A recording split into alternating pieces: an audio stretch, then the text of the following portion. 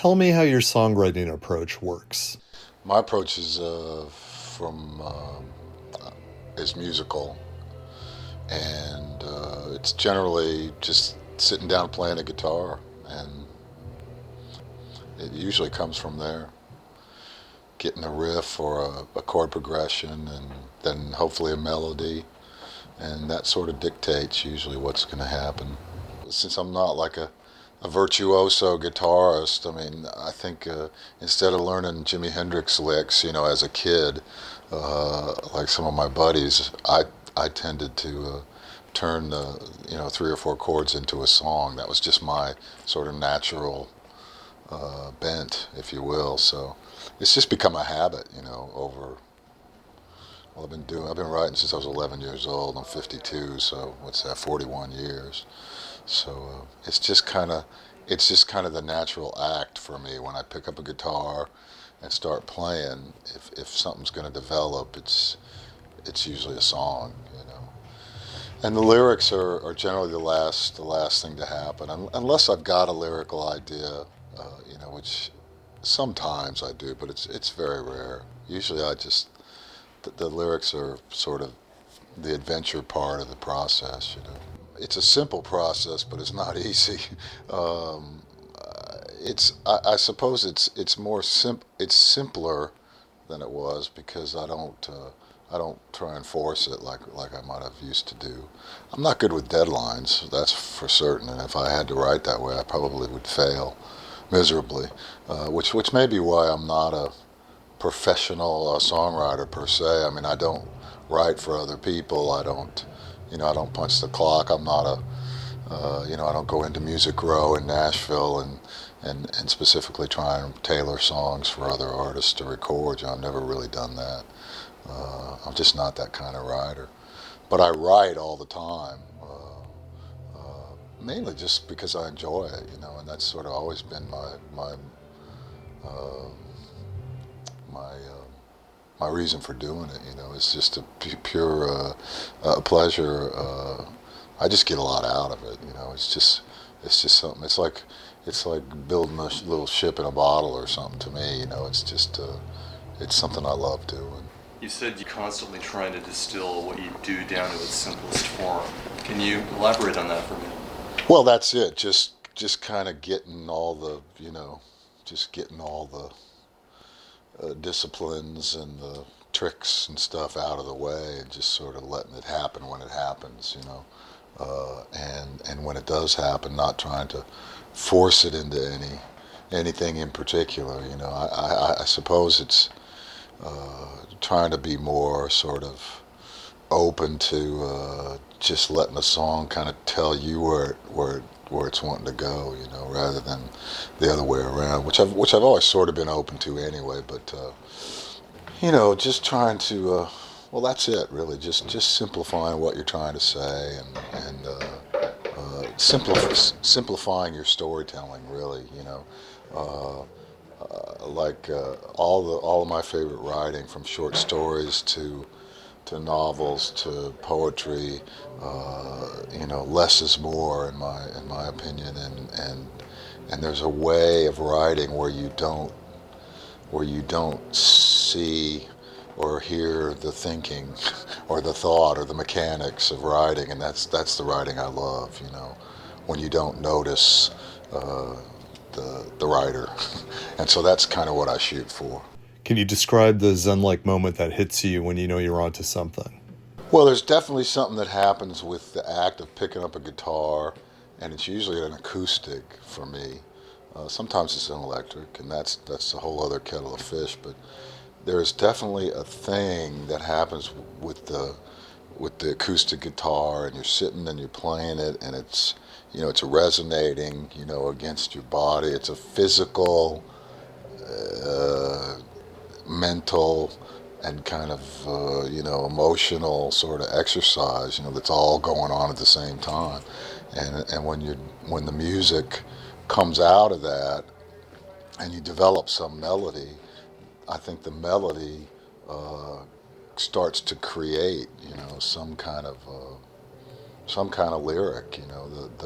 You start singing, at least I do. I start singing pretty much nonsense, like the old Paul McCartney story of singing scrambled eggs to the song Yesterday. You're just singing to make noise, because you're developing a melody, and so you're singing nonsense sounds or whatever. But it's really not nonsense. I think you're kind of you're shaping the melody, and the words that you're going to write actually figure into that.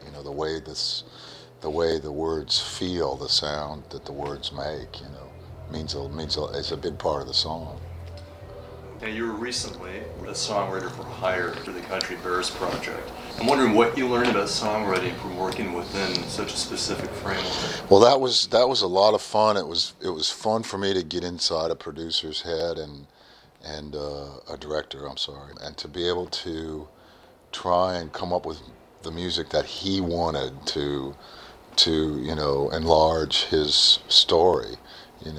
It was fun to not write from my perspective, but to write from somebody else's perspective. But it was difficult because it involved deadlines, and as I say, I'm not the greatest on a dime. I don't work well under pressure, and so it was tough. But I wanted the challenge, and I rose to the occasion, and I thought I wrote some pretty good stuff. Once I saw some footage, and I mean, some of it I had to write before. I didn't really see any film. All of it, I'm sorry, all of it I had to write before I saw any film. So the songs had to be done so they could shoot the scenes to the songs. So that was a little tough. So I had to read the script. I got to see the bear automatons, so I knew what they were going to look like, but I didn't really see them in action, So it was a little tough. You had to imagine a lot. And I reckon it's like, I kind of felt a little like those actors, I assume, would feel when they're acting on blue screen, and they don't really see what they're acting with until much later when it's digitized in or whatever, So I kind of didn't know what I was, But Peter was great at sort of setting the stage for me and getting me to understand what the feel was, and he was very knowledgeable about rock music and folk music and all kinds of blues and stuff, and so he knew how to sort of set the table in terms of references of what he wanted things to be like. What was it like to see your stuff sync to it after the fact? Oh, it was the coolest. Man, I took my wife and two daughters. My son couldn't come; he was working. I can't remember where, but that we came out. We went out to the premiere, which was a great fun, and just to see this movie for the first time, and to see my songs coming out of the mouths of these automaton bears. It was pretty cool.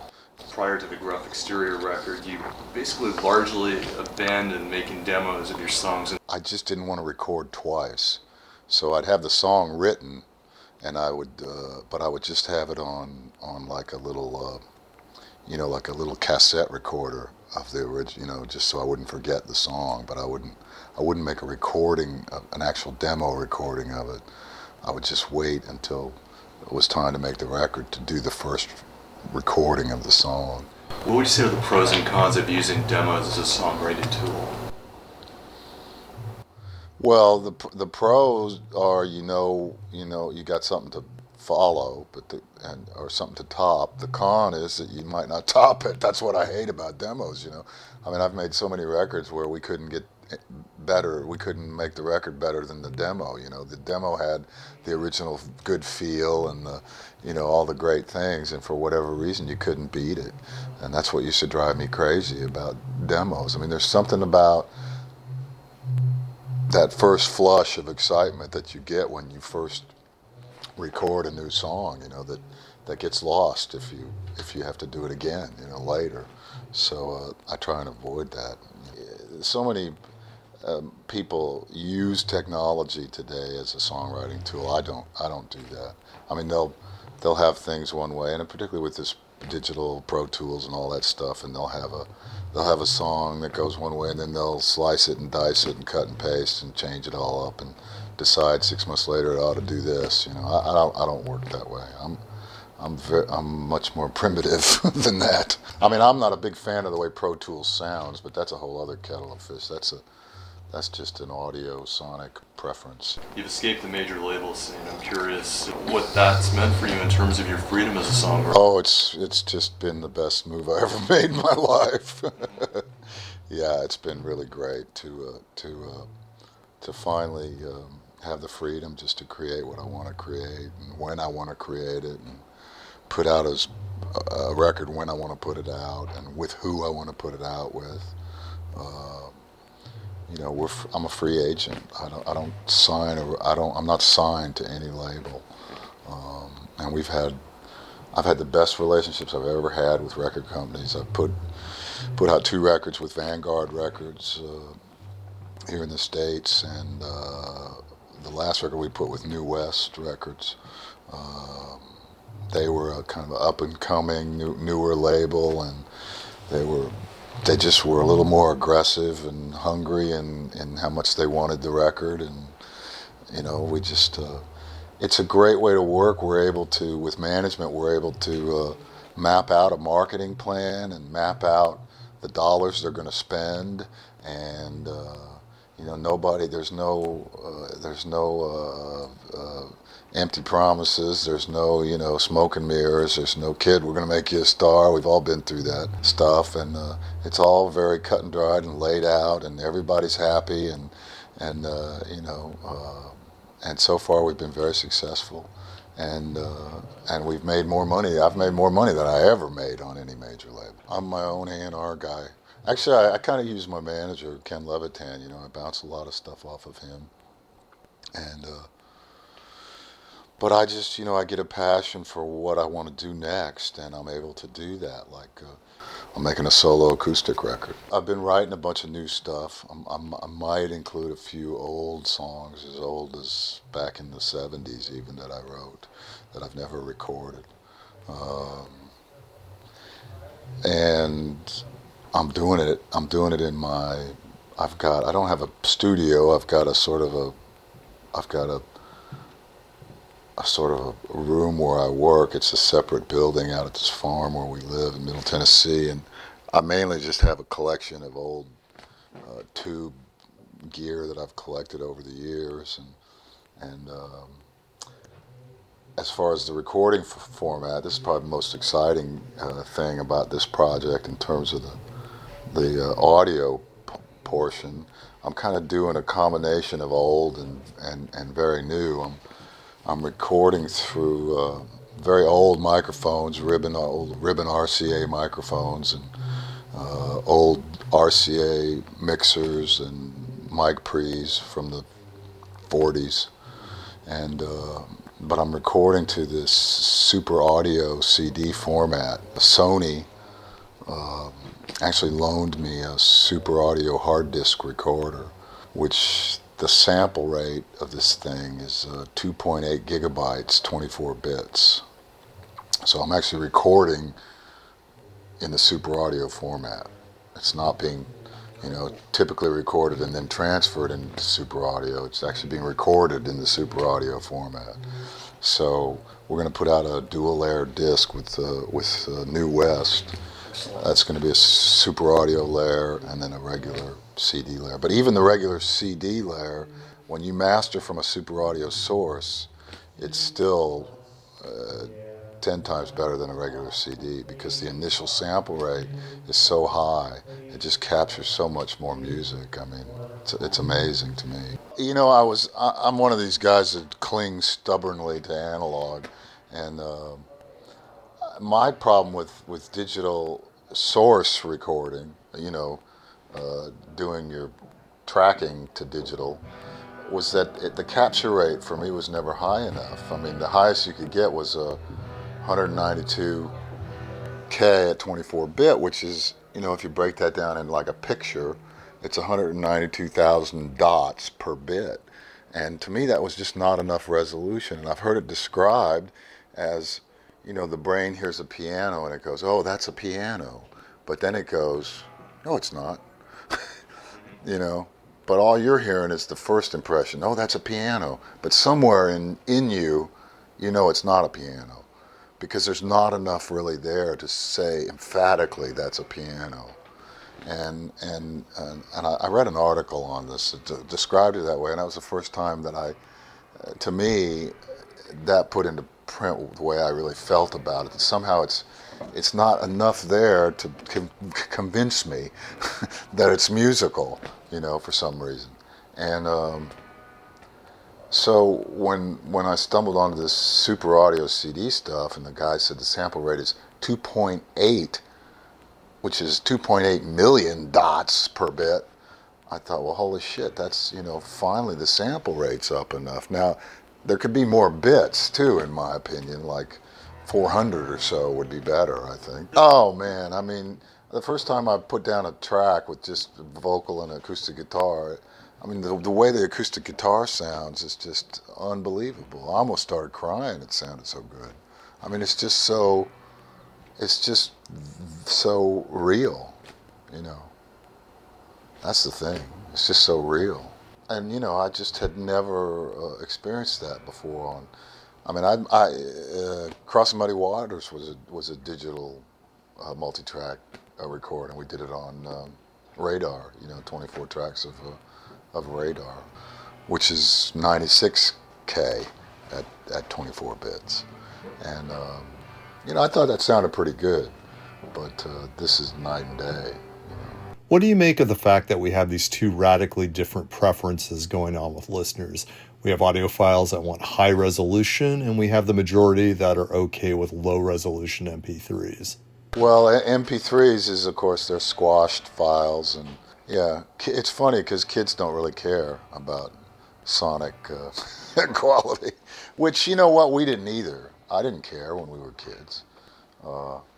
Of course, we didn't really have that question because to us, sonics meant something new musically. It didn't mean recording quality. Who knew about recording quality? We didn't know anything about it. You know what I mean? We didn't know what was a good record and a bad record quality-wise. We just knew about the music, So, and I think that's what the MP3 files are about. But my kids. I got a 16-year-old, and she and all her friends are buying vinyl like crazy. So I am thrilled to see that. And they know the difference. I mean, they say, how comes vinyl sounds so much better? They love it. So, I think if they get onto a better sound, they recognize it. And, there's a battle between DVD audio and Super Audio CD. And the plus with Super Audio CD is that the sonic quality is so much better. The draw with DVD audio is you can get video with it, which you can't get on, it's kind of like the old beta VHS wars, of 15 years ago. They did a Super Audio surround mix of Bring the Family. Now they're putting it out in just a 5.1 DVD audio surround mix, and they're adding a couple of videos that were shot back when the album came out for Thank You Girl and Have a Little Faith in Me. What's the key to writing songs that work in both solo acoustic and rock contexts? I'm kind of with John Coltrane, who, as weird as he got, he said melody's everything. And I believe he said if the man in the street can't whistle it, then you don't have a tune, you don't have a song. And I really believe that. I think he got it, and look how much latitude he had with that as an approach. He believed that, but look how far he went, with that. But it always comes back to that, and that's what. You listen to his records. I mean, there's always, he always comes back and lights on a something you can, something you can grab onto and remember, in not just your mind but emotionally, So I think that's really, and then as far as lyrics, I think they just need to ring true. I think a lyric that rings true, and says a little something about the real human experience. I think that's all people really want. Something people can connect with, you know. Dare I ask you what you make of the pop chart at the moment? Well, you know, for my money, the best writing now is, I mean, the most uh, the most ingenious and generous and groundbreaking music is hip hop. I mean, in the last 10 or 15 years, that's the freshest, most exciting stuff. And you look at bands like Outkast and The Roots. It's a band I really love. I mean, I love Missy Elliott. I think she's a freaking genius. You know, the whole thing she does is just so amazing to me. Uh, but this is groundbreaking stuff, and lyrically, you know, that's some pretty deep shit. Or even, I mean, you know, people miss like a guy like Nelly, who, you know, he writes a song about the that song Two Pair, about the shoes, and it's just like that Chuck Berry song from the '60s about talking about his car. You know, it's got all that rapid fire shit about describing the shoes and how, you know, this shoe and that shoe, and I mean, it's the greatest shit, man. And interestingly, they're both from the St. Louis area, you know. So there's some of that, you know, cross, you know, generational stuff, you know, still flowing out of there. That kind of thing, you know. But I don't know that people make the connection that Chuck Berry and Nelly have something, you know, in common. But I think they do. But I think there's a lot of great stuff in rap. I think there's a lot of crap too. But you know, that's always the score. But you know, rock and roll is, with a couple of exceptions, it's pretty depressing right now. These bands that they all sound the same to me. They sound like they got the same lead singer, and it sounds like it just sounds like one computer chip is making the same record. I've heard you're pretty tough on guitarists in your band. Oh God! I guess because I've worked with Ry Cooder and Sonny Landreth, you know, and they're so great. Maybe that's it. I mean, I've never been tough on Sonny, man. He plays what he wants. I mean, of course you couldn't work with him otherwise, because he's not really a support player. I mean, he's a virtuoso, so you just kind of pick your spots and sing around him. But we work well together for whatever reason, you know. I've had some really interesting players. I mean, this guy Dave Tronza, he was a wacko slide player from the downtown New York City scene. Played the Kitchen, which is sort of a avant-garde jazzer type thing. And I heard of him. They said, somebody told me, "You ever heard of this slide player? He's playing up in New York City. He plays Thelonious Monk songs on the slide guitar." And I said, "Oh, hold on a minute," you know. So I got a hold of him, and he was amazing. But he was in my band 91, 90, and he was with me 6 months, and he quit. I think he quit because we were out on the road, and he just couldn't deal with the road. I will say I used to be more of a pain in the ass than I am now. I've mellowed out a little as I've gotten old. Yeah, I don't know. I probably am not the easiest guy to work with, but. Why aren't you an easy guy to work for? Oh hell, I don't know. I guess because I don't know. I guess because I just want the music to be really great, and maybe that's part of the problem. But you know, I don't know. I've worked with a lot of great players, and I don't know. You know, I guess that's why I work solo a lot. There are multiple tribute albums out to your work. You're always referred to as a songwriter.